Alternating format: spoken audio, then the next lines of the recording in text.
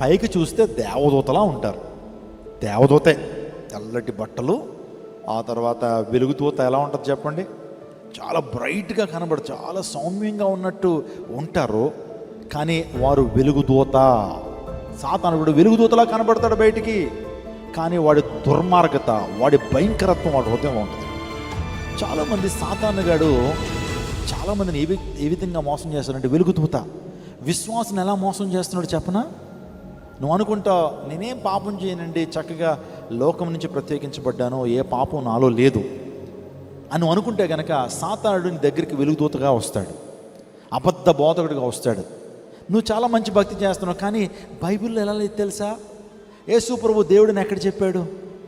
యేసు ప్రభు వారు ఆయన దేవుడిని ఎక్కడని చెప్పాడా అని చెప్పి మెల్లగా వెలుగుదూత వేషం వేసుకొచ్చి రకరకాలైనటువంటి మోసపూరితమైన బోధన నీ దగ్గరికి తీసుకొస్తాడు.